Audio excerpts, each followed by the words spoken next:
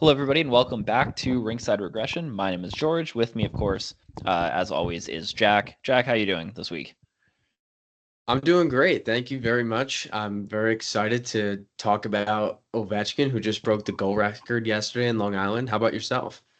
Yeah, I've been doing all right. I was sick like this whole weekend, so I'm just getting over whatever I had. I don't even know what it was, but I'm just starting to get over it now, so that's good. But I was able to watch the record tying and record breaking goals live. Not live, but I wasn't there, but on TV.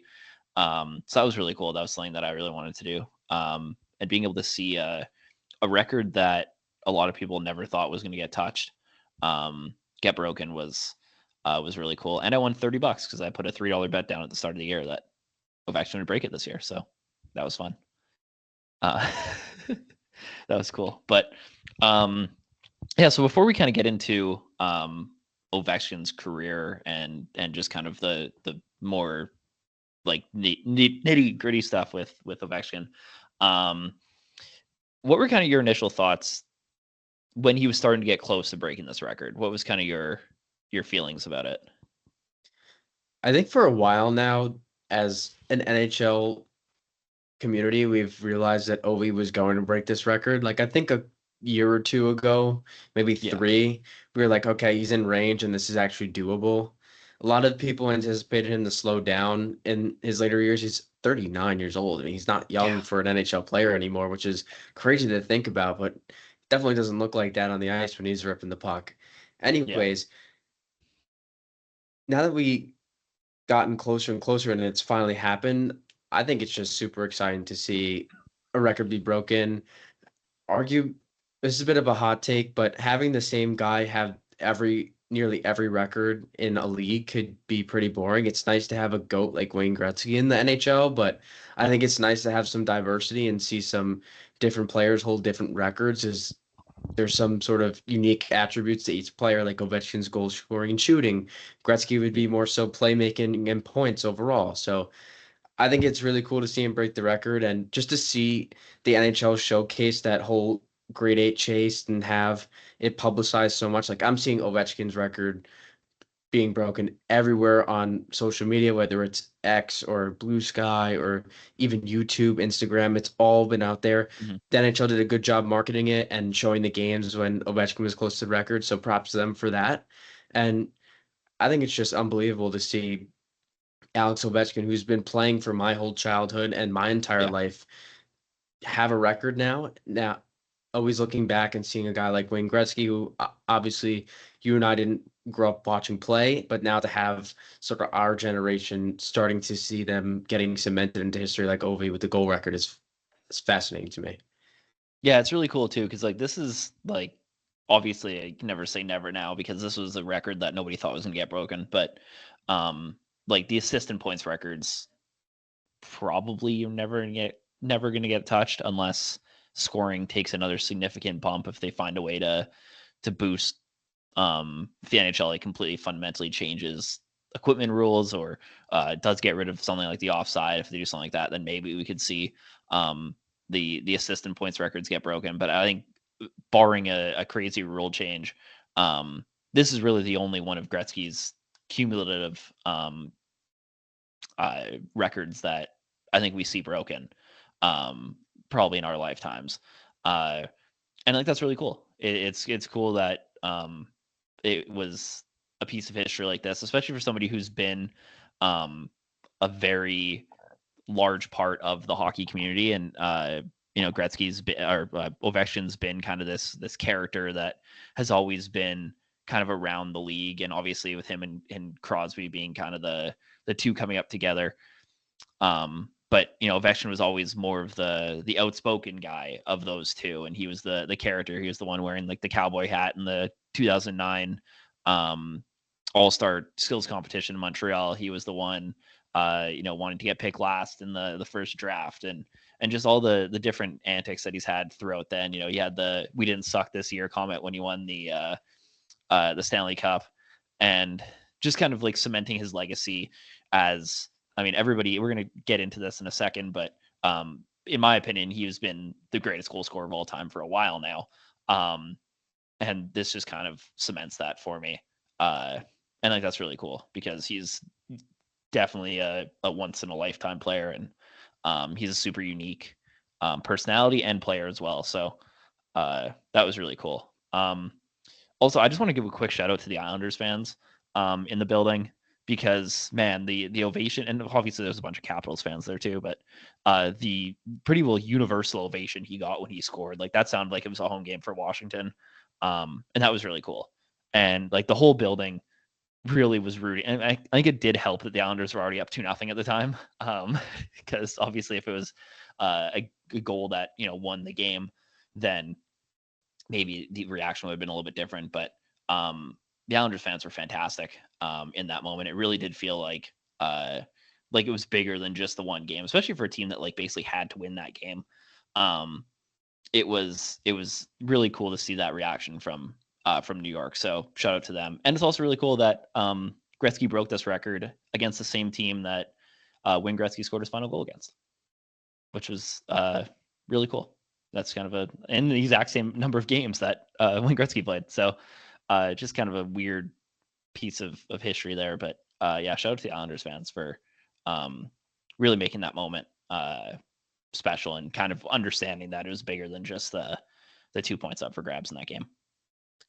And I think my favorite part about this whole Ovechkin legacy thing is think about the future generations that are to follow after Ovechkin that haven't been born yet. Those people, those kids growing up watching hockey like you and I did, Yeah, are going to see Alex Ovechkin at the top of the NHL goals list for their entire lives, most likely. probably. They're Yeah. going to grow up calling Ovechkin the greatest goal scorer of all time, the NHL's Yeah. leading goal scorer. And just to think like 50 years from now, you'll have some kid standing on the left circle in the offensive zone. Oh, give me the puck. I want to take Ovi's one-timer. Like to know that he has that place cemented in history and we witnessed Yeah. it live, I think is something really cool. And I think it's just so perfect how he scored both the record tying and record breaking goals from the top of the circle, especially the record breaking one being on the power play. Like you couldn't have drawn that up better. Like it wasn't some weird bounce goal. It wasn't like he didn't want the empty net goal, and I respect him for that in the game in Washington. Although it would have been cool to see him get it on a hat trick in Washington. Um, but the fact that it was just like the typical Alex Ovechkin shot on the power play from his spot. Was really cool. And it was also his first goal against Ilya Sorokin in his career. So uh, it was just like you literally couldn't have drawn up a better way for him to set the record than the quintessential Alex Ovechkin shot. But I do want to dive a little bit into the a bit of the discourse that's been going on since this record's been broken, because that's kind of fun. And before we begin this, I just want to put the disclaimer out that like Wayne Gretzky is the greatest player in NHL history. There's really not much of a discussion. I have time for the Mario Lemieux argument, but other than that, like there's no real debate. But I think that the really the big split in the NHL community right now between kind of the older generation trying to discredit Ovechkin from breaking this record and just kind of ignoring a lot of the facts that went into this um, is a little disheartening. For it's very much the MJ LeBron thing that we've seen in the NBA. It's very similar to that. Obviously, less of the who's the greatest player of all time, but I think in terms of like who's the greatest goal scorer of all time, and so I kind of want to dive into that a little bit because I think it's fascinating some of the discussions I've seen come around. And first of all, I'm curious, like where do you stand on Ovechkin being the greatest goal scorer of all time? Are you part of that camp, or are you in the it's Wayne Gretzky and it always will be? I'm in the camp that the keys have been passed to Ovechkin. I think he is now the greatest goal scorer of all time, and I think he has been just based on his history and his ability to shoot the puck, especially with the game evolving where it's become more difficult to score goals, especially when he played in that era in the 2000s and early 2010s when it was really difficult to score goals. That was a Yeah, time in the NHL where most games were being played to 3-2 and that was it. yeah, So that too, also you and I were talking about this a little bit before, but even the change in the size of the goaltender as well, and the net staying regulation size and the puck as well. Mhm. Goaltenders were 5'10", 170, 180 pounds back in the 80s when Gretzky was playing, and also their technique was not There clearly as wasn't really good one. as good as it is now. Obviously, you have different styles like the butterfly and pseudo VH that goalies will utilize to make saves and defend against modern shooters. But even now, you look at NHL goaltenders, they're average at least 6'2" and over 200 pounds. These guys are massive. They're taking up a large portion of the net. And to see, all granted, Ovechkin has scored on a lot of open net in his career just based on some great passing from guys like Nick Backstrom over Yeah. his time in his career. He's been able to beat goaltenders with minimal space, unlike Wayne Gretzky, who was facing some more rogue goaltenders. Yeah. So that's my spin on it. I don't know if you would agree with that or Yeah, no, I'm very much in the same boat. And I mean, even in terms of like, if you look at the way the leagues were scoring back then, I mean, like the big argument in counter to that is, well, if it was so easy back then, why wasn't everybody else doing it? Well, because Wayne Gretzky and Mario Lemieux were easily the best two players of that era. So like obviously their numbers were going to be significantly better than everybody else. But like if you look from 2006 to now to 2025, what do you think the highest number of 50 goal scorers in one season was throughout Alex Ovechkin's career? four. It's five. There was two Ah, seasons of five. It was 2005, 2006, so Ovechkin's rookie season, and then 22, 23. Two seasons. There was five. Every other season has been four or lower. From 1979 to 1999, so the 20-year Wayne Gretzky career, how many of those seasons do you think had 5 plus 50 goal scorers? how many years total is that? 20 years. 14 years. 15. Oh, I'm off by one again. Yeah. Two of those 15 seasons had 10 50 goal scorers in them.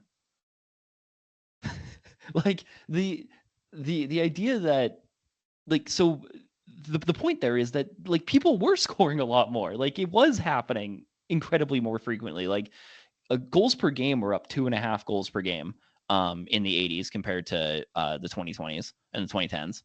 Um and obviously like as the 90s came around, that's kind of where the emphasis on goalie size came in. And if you look at Wayne Gretzky's goal totals, like they fall off a cliff in the 90s compared to what he was putting up in the 80s.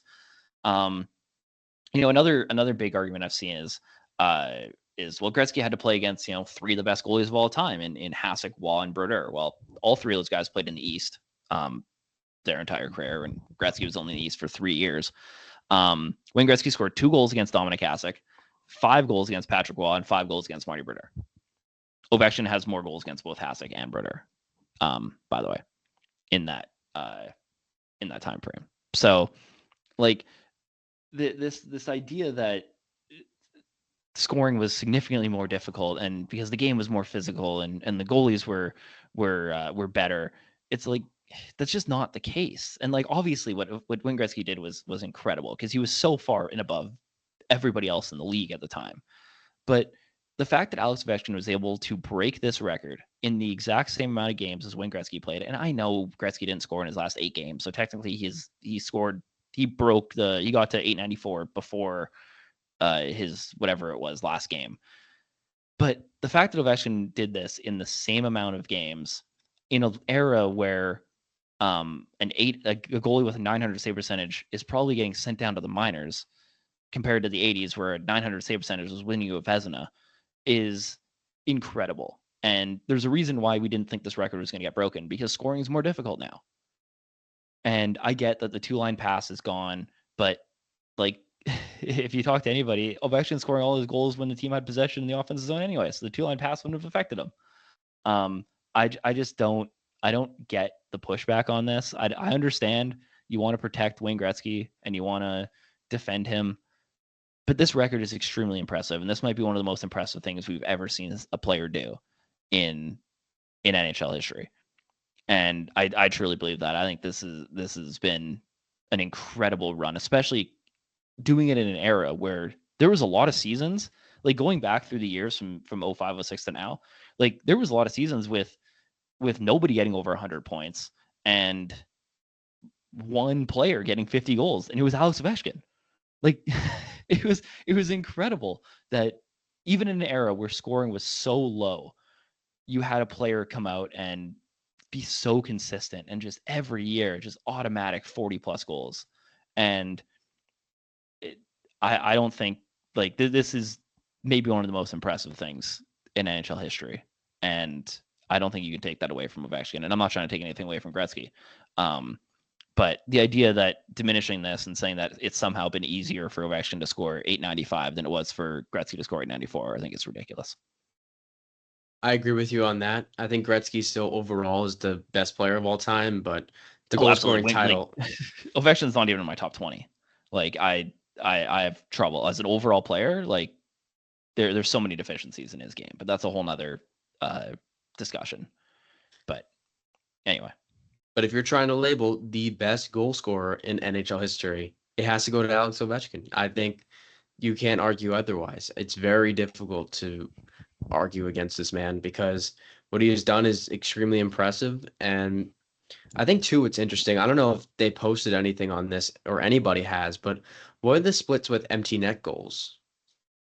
I think Ovechkin has like 9 more than Gretzky did. I think he's at like Oh, 62. I remember And seeing it now. Somebody did post it. I remember. yeah, I think he had more power play goals, even strength he has goals. significantly Gretzky more had a power little play more. goals. He has like Gretzky had a almost little 100 more more. even strength and shorthanded goals, and then Yeah. Ovi had like a couple extra empty netters. Yeah. The empty netters are close though. I think it's like 9 different. It's like that's marginable. Um Gretzky had like 73 shorthanded goals, which is incredible. Like that Yeah, was he crazy. did. Um that was pretty crazy. Yeah, pretty sure Ovechkin had like 100 more power, pretty close to 100 more power play goals. Yeah, Um the empty net goals were similar, and obviously Gretzky had the even strength. Um yeah, the 73 shorthanded goals was crazy. Like I don't think that record's ever gonna get touched. That's that's insane. unless you're the on the 2025 New York Rangers who have 15 Yeah, shorthanded goals this season. It's there you just go. incredible. Anyways, speaking of the Rangers, the other argument I wanted to go back to with Ovechkin and goalies was Mhm. he was facing prime Henrik Lundqvist in division his whole Yeah, career. prime Carey Price too in conference. He had to play him at least 2 or 3 times a year. Yeah, I mean those are two of the best goalies of this era. I mean Roberto Luongo was in Florida for a decent amount of his career too. Um, Marc-Andre Fleury was in the East. Like I don't know, if you look at the list of goaltenders that Ovechkin had to face consistently, I think it's a better list than Gretzky, especially based on what the Western Conference was pumping out most of the time, right? Because like Grant Fuhr was one of the best goalies in the West, and he was on Gretzky's team. So like, like I don't know, like maybe I'm just missing somebody in the 80s that was in the Western Conference, but um, like I don't know, Ed Belfour maybe was he was around in the 90s, but even then, like I don't know, I'll take Carey Price and Henrik Lundqvist over that. And even now, I mean, you got Igor and whatever else. So yeah, I don't know. I think that's kind of a strange argument um, for Gretzky, but And moving more towards the future for the next record breaker, if there is one for this goals record of 895 as of today, do you think a player like Austin Matthews or Connor McDavid is touching this record when it's all said and done for those guys? um, that's an interesting. The NHL posted a thing. Um, it was based on the project. I'll see if I can find it. It was based on uh their like average goals per game right now, and what the Matthews pace was would ahead of be. Ovi. Yeah. Matthews, I Matthews think, was was 0.64 goals per game. Yeah, but he gave an idea of like when they would break it, like what year, and I thought it was kind of fascinating. Austin Matthews is probably the guy that I'd be most willing to give it to. I can't find it. But like if I had to put my money on a current player, like Austin Matthews is probably the guy I'd go with. Maybe Leon Draisaitl, but I don't know if he has like the. I don't know if he'll get the opportunities just because he's gonna be playing with McDavid the whole time. So like there's too much split there. Matthews feels like the safest person. Like not that I'm saying that I don't think he'll break it, but if I had to put money on somebody that's currently in the NHL, I said Austin yes, Matthews but feels like the best guy. I said yes to Matthews, but only if Mitch Marner stays this summer. I think That's true you too. might have Yeah. to revisit that conversation just because of the chemistry those two have built over the past nearly a decade. It's been Yeah. a decade in the making between That's those two. crazy. Yeah, it's been since 2016. So Yeah. That's wild that he's already been in the league for 10 years. I It's think it's like, wow. contingent on Marner's position Yeah. next year, whether it's in Toronto, on another team in the East, or even the West. So Yeah. that's And the even only then, way I like, can look at it. that's like, he'll get into within, but like, that's the other question is like, Ovechkin's not done, right? Like the projections that the NHL put out in terms of like years, I think it was like 2035 was when Matthews would be in line to get to 894. But like Ovechkin's still going to play.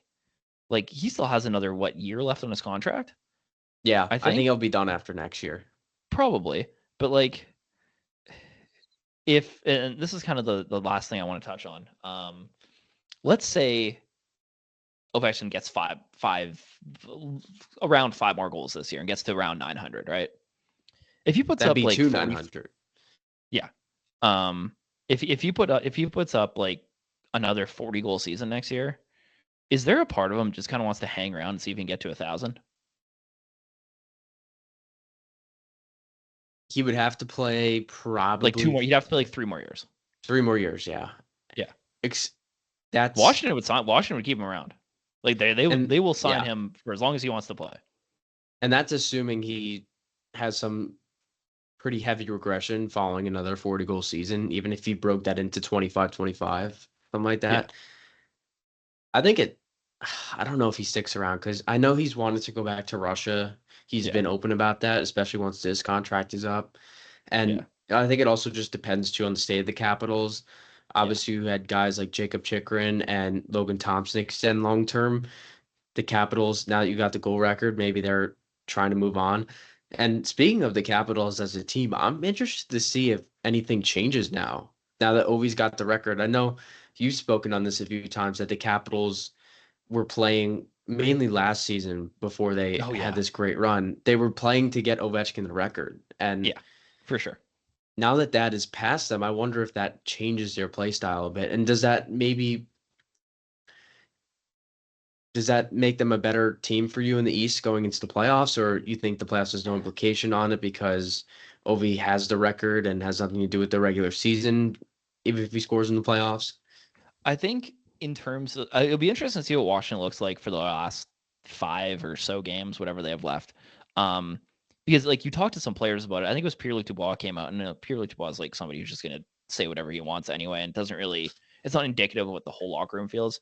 But he had said something about how like it feels like they're only playing for the record at this point, or something around that.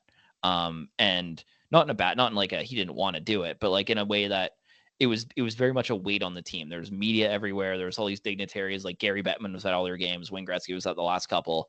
It was this huge media thing focused on one player on the team scoring a goal and not on this team that is one of the best teams in the NHL right now, going into the playoffs. And which is weird, right? Like the Capitals are like, are they still first in the league, or did somebody else take over from that? Like, I think where Winnipeg's ahead of them is Winnipeg ahead right of them now. now? I think by like Um, 2 points, Yeah, but like, that's what I one mean. or Like two points. this team's in the President's Trophy. Like, it doesn't feel like they're a President's Trophy team based on the coverage that they've gotten.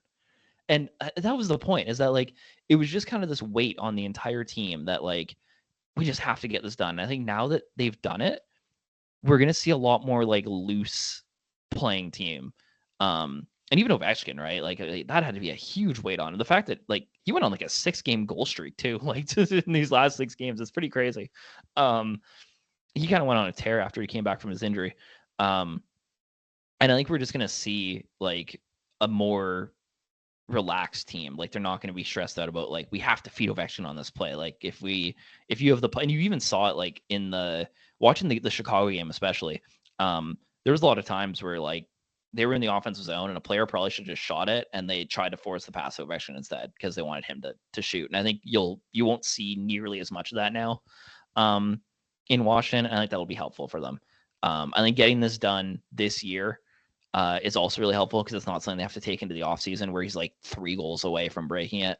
The fact that it happened now at the end of the year, um, is going to help them long term. I don't know if it's going to make I don't know if I'm going to say that they went from a potential first round exit to a Stanley Cup champion because of it. Not that I think they're first round exit anyway, but I don't know if it's going to have a significant impact on the playoffs for them. But I think just in terms of the end of this regular season, they could potentially go on a bit of a run in these last couple games, just because the emotion, and especially now they have a couple of days off. I don't think they play till Thursday now too. So they also he broke this record and now they have a week off. And I think both those things combined is really gonna be helpful for Washington. They can kind of get over the emotion of it too. So the timing of this I think was really good for them. Yeah, absolutely. And I'm excited to see what they do, this Washington team, even though they snuck into the playoffs, weren't that legit last year, and then were able to have this kind of turnaround in just a couple of months is really Yeah. impressive. And I'm excited. They're likely getting that top seed in the East locked down. Yep. They pretty much do. I don't think Carolina's going to make some miraculous No. jump in the final 5, 6 games, whatever it is that's left. So they're probably taking on Montreal in the first round, and that's Yeah. going to be a That'll really be fun. exciting series. That'll be a fun series. Yeah, you have a really young team that's exceeded expectations against a more veteran team that also exceeded expectations this year. So kind of a fun year for them. For both those teams, that'll be a fun rematch of. I don't think they've played in the playoffs since 2009 when the Canadians came back Yeah. from 3-1. So, yeah, that'll be a fun matchup for them, and it looks likely that that'll be the matchup there, and the West looks pretty locked up now too. So, unfortunately, not a ton of crazy races in the last week or so, but overall, the wild card race has been fun, so I can't really complain. And another series we might see too that we haven't seen since 2006. The Senators are only 2 points back of Florida with Yeah. 6 games left, 5 games left. So, and they play the same amount of games. So if Ottawa Yeah. jumps to third in the Atlantic, you get a Lightning Senators series. We haven't seen that since 2006. And Yeah, if that'd be Florida fun. gets that first wild card, they would just play Toronto. So, Yeah. and even I'm out sure the west, Leafs would like, love that. and then out west too, like the Blues and Vegas is lining up to be a series. So right there, Yeah. that's one that's never happened. So a couple of new or re reunited from the dead playoff matches that we're getting Yeah. this And year, you get probably. Winnipeg, Minnesota again, maybe. Yeah, And that that's hasn't always been a fun series. that's been like 10 years, hasn't it? Since Some they've last played. 2016 was it maybe? They last let's see. So played. they played, I think they might have played another time. Cause yeah, they played in 2017. I think that was the round one series. Yeah, okay, it was Um 2017. I it knew it was was around then. 2017. I It was don't think when they Jan, played again. it was when Line was really young. I remember. It Yeah. was the last time they. That was the Jets Vegas Western Conference final. Because then they played Nashville and that series was electric. 2018 Um then. 2018. it was It's 20, been yeah, okay. 7 years. Yeah. So that'll be fun. I think they might have played again. There might have been another time when I don't know. Maybe. I Regardless, don't we're know. getting some exciting Yeah, playoff series. Winnipeg, Minnesota's fun. It's just kind of the geographical rivalry. That's always a good time.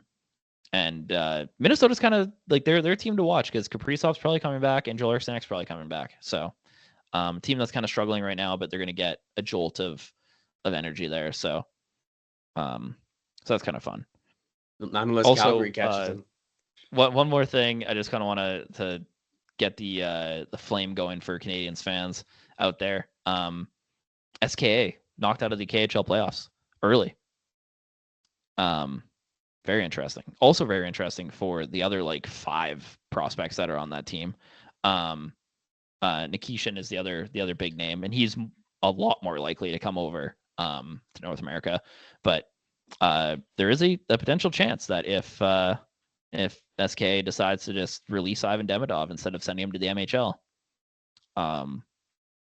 he could sign with the Canadians before the end of the season. Wow. That'd be It's so very exciting. unlikely. It is extremely unlikely. Either his agent would either have to, from what I've understood from the situation, and nobody thought this was going to happen because SK was never going to lose in the first round of the KHL playoffs. That's insane. But he's under contract till May 31st, typically. But if SK decides to just cut him instead of sending him to the MHL, which it's likely they're going to send him to the MHL because they seem to care about the MHL a lot. Or his agent could buy out his contract then he could come over to North America. Otherwise, he'll just come over next year. But there's like a 2% possibility that Ivan Demidov comes for the playoffs, and like, man, that would be fun. Shout out. But so just Stay just tuned. putting that in the back of people's minds. Very unlikely. I'm not saying it's going to happen. I don't think it's going to happen, but it is a possibility now, and that's cool. Anyway, I think that's all we really had to cover this week. Next week we should have pretty much the playoff bracket set up, more or less, so we can do our playoff predictions maybe. Stay And tuned that'll for be that. fun. I'm excited for that. Yeah, we should. The bracket should be more or less set up by then. Yeah, I think it will. Yeah. All right, cool. Well, thank you for listening. This is a bit of a shorter episode, but we just kind of want to talk about the Alex Ovechkin thing. It's the biggest thing in hockey right now. And it's one of the biggest things in sports. ESPN was talking about it. First Take had a segment with PK Subban and Shannon Sharp arguing about whether or not Ovechkin's goal record or LeBron's point record were more impressive. And that was hilarious because neither of them knew anything about the other sport. And that was fun.